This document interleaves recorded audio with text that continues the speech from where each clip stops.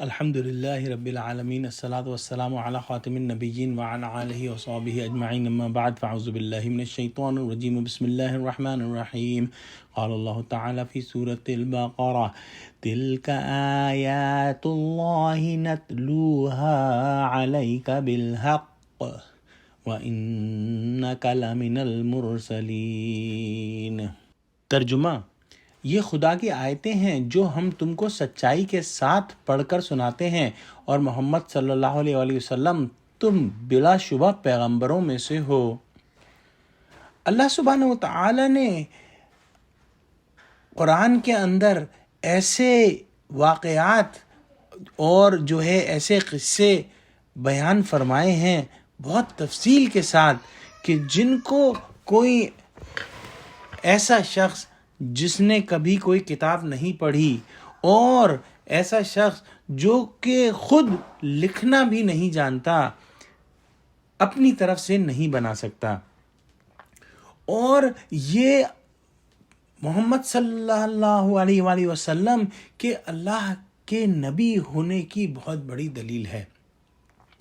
اس آیت میں فرمایا کہ یہ اللہ کی آیات ہیں جنہیں ہم حق کے ساتھ آپ پر تلاوت کرتے ہیں، اور بلا شبہ آپ پیغمبروں میں سے ہیں۔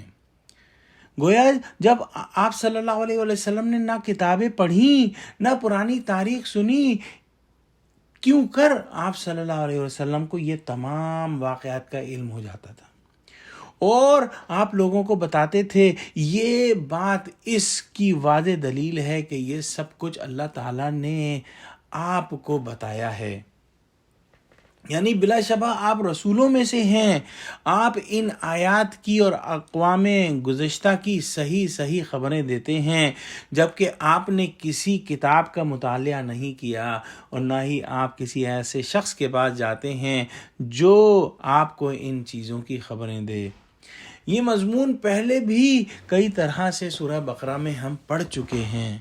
اور یہ بات کہ بنی اسرائیل کے علماء آپ صلی اللہ علیہ وآلہ وسلم کو پہچان گئے تھے، اور ایسے پہچان گئے تھے کہ جیسے اپنے بیٹوں کو پہچانتے ہیں، اور اس کی یہی وجہ تھی کہ تمام تر خصوصیات جو آخری نبی کی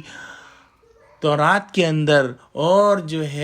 پچھلی کتابوں کے اندر درج تھیں، وہ سب کی سب آپ صلی اللہ علیہ وآلہ وسلم کی ذات میں بتمام و کمال موجود تھیں۔ اور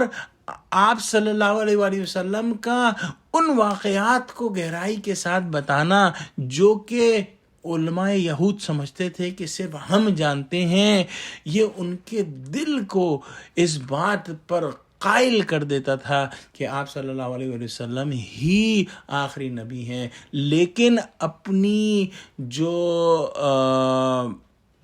ان کا جو تعصب تھا اور اپنی نسل پرستی کی وجہ سے انہوں نے آپ صلی اللہ علیہ وآلہ وسلم کو جھٹلایا اور قرآن کو جھٹلایا، کیونکہ وہ یہ چاہتے تھے اور ان کا یہ گمان تھا کہ آخری نبی بھی بنی اسرائیل میں سے آئیں گے۔ اللہ سے دعا کرتے ہیں کہ اللہ ہم کو حق پہچاننے والا بنا دے، اور حق جہاں بھی جب بھی جس بھی صورت میں ہمارے سامنے آئے ہم اس پر لبیک کہیں، اور ہم اس کی پیروی کریں اور اس کا پرچار کریں۔ بے شک قرآن کا ہر ایک لفظ، ہر ایک حرف